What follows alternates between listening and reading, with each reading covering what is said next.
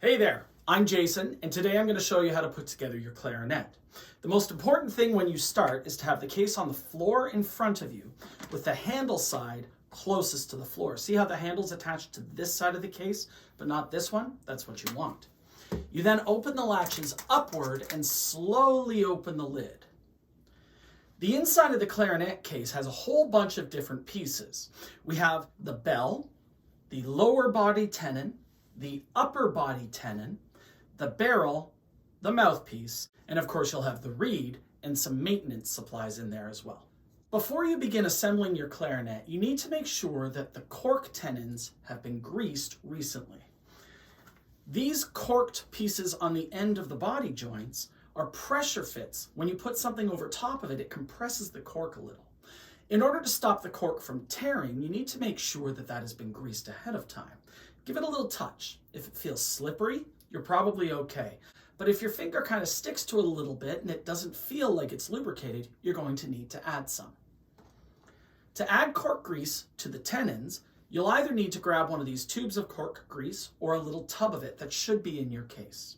Apply a small amount of cork grease to the outside of the cork tenon and then rub it in to spread it around evenly.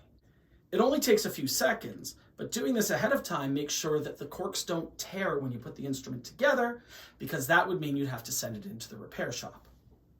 Before you begin assembling your clarinet, take the reed, which should be in a protective case, and carefully remove the reed from that protective case. Place the reed inside your mouth and moisten it with your saliva. That will allow the reed to vibrate properly when you're playing the instrument. When assembling the clarinet, I like to start from the bottom and work my way up to the top. Pick up the bell. It's kind of shaped like a little bell, and place it against the palm of your hand. Then pick up the lower body joint. It's the longest piece in your case. See the cork here? That's going to fit inside the bell. Without squeezing the metal pieces too hard, because they are soft and will bend, you gently twist back and forth until the bell is all the way on to the lower body joint.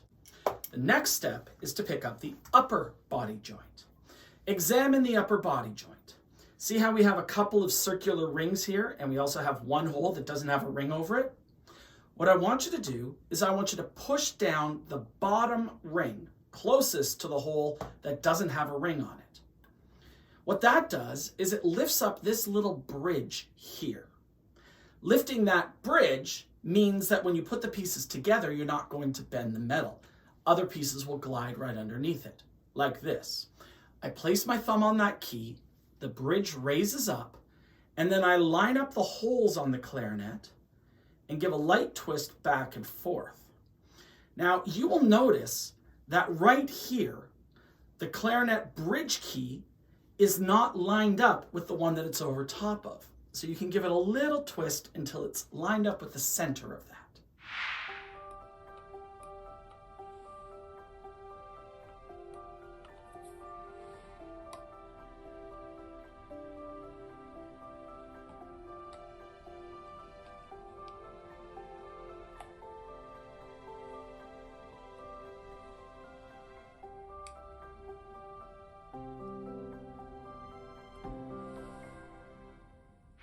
The next step is to put the barrel on.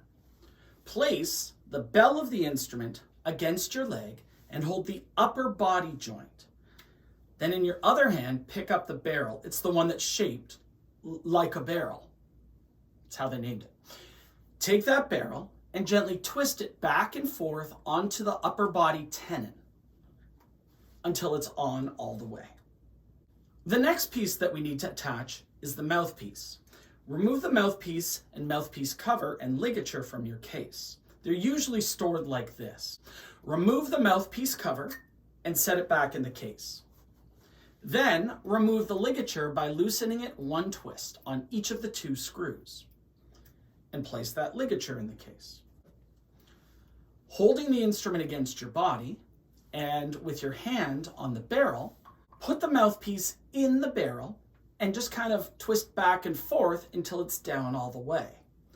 You want the hole in the mouthpiece to line up with this long key here, also known as the register key. So make sure it's aligned before going any further. Next, slide the ligature over the mouthpiece. This ligature will hold the reed against the mouthpiece. Make sure that you slide it over with the screws on the same side as the hole. If you try and put it on upside down, it's not going to go on very well because they're both conical. So slide it on like that, and it should go on most of the way to the bottom of the mouthpiece. Next, remove the reed that you've been moisturizing this whole time from your mouth. When you put the reed on, it's important that you never touch that thin tip of the reed because they break really easily. Look at the reed. You will notice that there's a rounded side and a flat side. You'll also notice that there's a thick end and a thin end that you're not supposed to touch. You're going to place the flat side of the reed against the mouthpiece hole. It doesn't go in the hole, it lays against the hole. Slide the ligature up and place that thick end first, flat side, against that hole. Then carefully slide the reed under the ligature. And then slide the ligature down.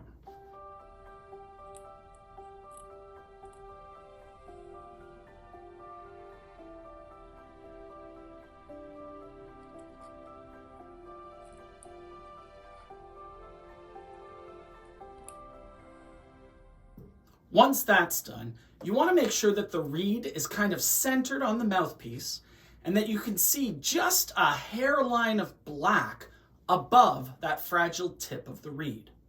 Once you've done that, center the ligature on the reed and make sure that it goes down below that thumbnail-shaped cut on the reed. You can then tighten the screws.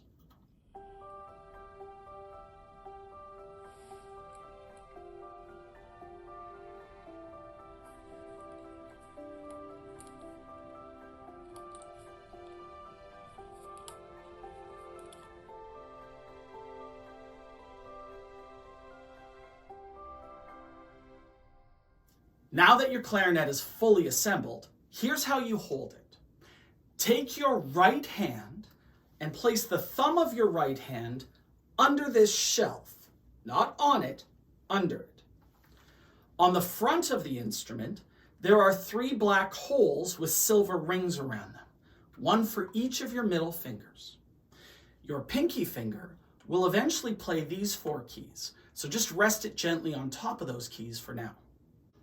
With your left hand, place your thumb over the lonely hole on the back of the instrument under where the reed is.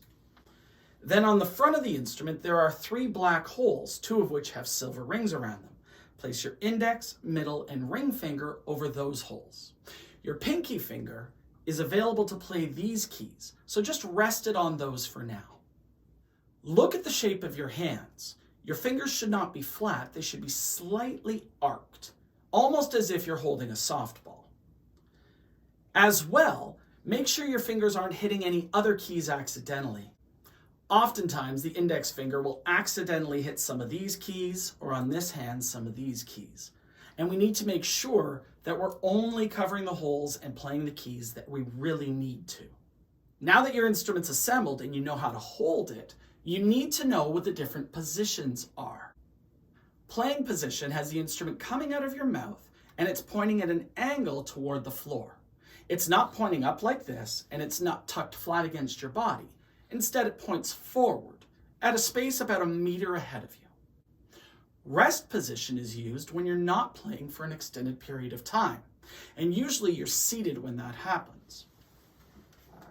Rest position has you take the instrument and hold it with one hand while the bell of the instrument sits on your knee.